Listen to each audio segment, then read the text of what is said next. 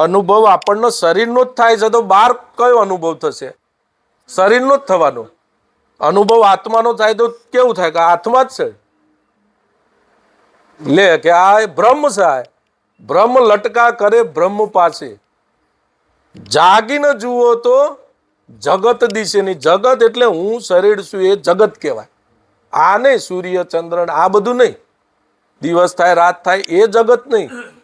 જાગીને જોઉં તો જગત દિશે નહીં, ઊંઘમાં અટપટા ભોગ ભાસે. એમ લાગે છે કે હું ભોગવી રહ્યો છું, બાકી આત્મા તો સ્પર્શ જ નહીં થતું, ભાસમાન છે બધું. ઊંઘમાં અટપટા ભોગ ભાસે, બ્રહ્મ લટકા કરે બ્રહ્મ પાસે. નો ધારી જ વાત છે પણ ફિટ થતી નથી એટલે ભારે લાગે છે. રામાપીરને તેમાં 7-8 જણા જ બેઠા હતા. એમ કે આ વાતો કયો જગતમાં કરવા જેવી છે આ બધી, કે ભાઈ આ બધું જ બાદ કરતા કરતા એક અખંડ વસ્તુ રહી જાય છે. એ આમ કરે એટલે આમ નહીં જોવાનું, આ બાજુ નથી, અહીં જ.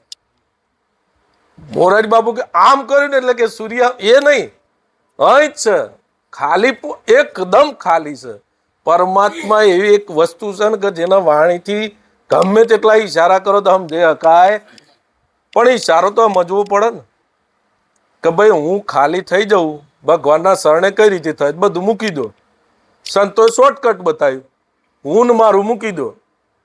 બરાબર, હું મારું મૂકવા માટે બધી વસ્તુ સમજણમાં આવી જોઈએ ને. જેટલો સત્સંગ સંતો કરતા હોય એ વાત ફિટ થવી જોઈએ કે બાદ કરતા કરતા કરતા હું શરીર નથી, હું હાઢું એ નથી, હું કોઈનો બનેવી એ નથી, હું કોઈનો ફાધર એ નથી, હું કોઈનો ભાઈ એ નથી.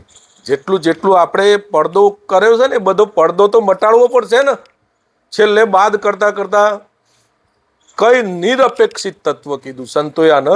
આત્મા છે ને નિરપેક્ષિત છે, એને કોઈના જોડે કોઈ અપેક્ષા નથી. તો આપણને કામના કેમ થાય? તો હું ભગવાનથી વિમુખ કહેવો તો કામના એ ભાઈ છોડી દેડો.